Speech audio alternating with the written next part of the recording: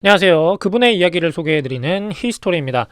오늘은 구약 성경의 전반적인 이야기를 소개해드리고자 하는데요. 우선 성경 전서는 66권의 성경을 하나로 묶어놓은 책을 말하며 하나님과의 언약을 기준 삼아 39권의 구약 전서와 27권의 신약 전서로 구성되어 있습니다. 구약은 옛 약속, 첫 언약으로서 아브라함의 자손 이스라엘 민족과의 언약을, 신약은 새 약속, 새 언약으로서 영적 이스라엘, 즉 예수님을 믿는 사람들과의 언약을 말합니다. 언약에 대한 내용은 추후 다루기로 하고요. 오늘은 구약 전서에 나오는 이스라엘 역사에 대해 알아보겠습니다. 구약에서 처음으로 등장하는 아담은 기원전 약 4000년 전 인물로서 창세기에 의하면 흙으로 지음받아 생기를 불어넣어 생명이 되었다고 기록되어 있습니다. 아담은 그의 아내 하와가 뱀의 미혹으로 하나님께서 먹지 말라고 하신 선악과를 먹었고 자기 남편 아담에게도 주어 먹게 되어 하나님의 진노를 사게 되었으며 이로 인해 에덴에서 쫓겨나게 되었습니다. 아담과 하와는 가인과 아벨을 낳았으나 형 가인은 동생 아벨을 죽이게 됩니다. 가인은 하나님으로부터 저주를 받아 그 부모를 떠나게 되었고 아담과 하와는 셋을 낳게 되었죠. 이후 아담의 후손들은 사람의 딸들과 하나 되어 하나님으로부터 멀어지게 되었고 하나님은 사람 지으셨음을 한탄하시며 창세기 6장과 같이 그들에게서 떠나시게 됩니다. 그리고는 아담의 구대손 노아를 택하셔서 죄인들을 심판하고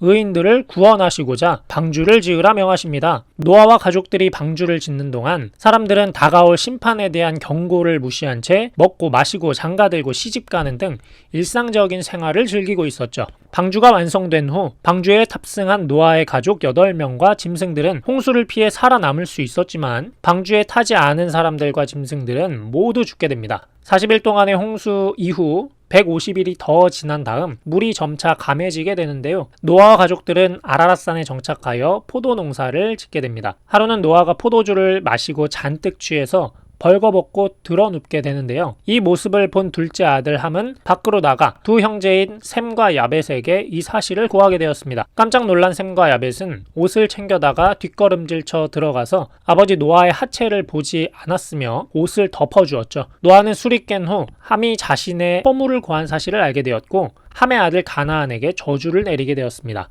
노아의 세 아들들은 각자 많은 후손을 낳았으며 바벨탑 사건 이후 언어가 혼잡해짐으로 인해 각 지역으로 흩어져 살게 되었습니다. 그리고 노아의 10대 손이자 유대교와 이슬람, 기독교 3대 종파의 시조인 아브라함이 태어나게 됩니다. 믿음의 조상이라 불리는 아브라함의 혈통은 이삭과 그 아들 야곱으로 이어지게 되며 야곱은 12아들을 낳아 훗날 이스라엘 12지파의 시초가 됩니다. 야곱의 가족 70명은 야곱의 11번째 아들 요셉에 의해 애굽으로 이주하게 되었으며 요셉 생전에는 애굽에서 국빈급 대접을 받으며 살게 됩니다. 그러나 요셉이 죽고 요셉을 알지 못하는 새 왕이 등극하면서 이스라엘은 애굽의 노예로 전락하게 되었습니다.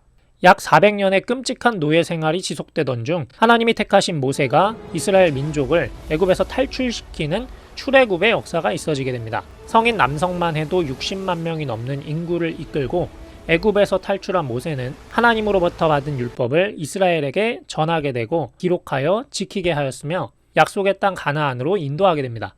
광야 생활 40년 후 모세가 느보산에서 죽고 난 다음 여호수아를 필두로 가나안 정복을 이루게 되는데요. 고생 끝에 조상 아브라함과의 언약대로 가나안에 정착한 이스라엘은 등 따숩고 배부르고 안락한 삶을 영위하게 되면서 결국 타락에 빠져들게 되었고 솔로몬 때에 이르러 이방신을 섬기게 되면서 하나님의 진노를 사게 되어 그 아들 르호보암 때 남쪽의 유다와 북쪽의 이스라엘로 갈라지게 됩니다.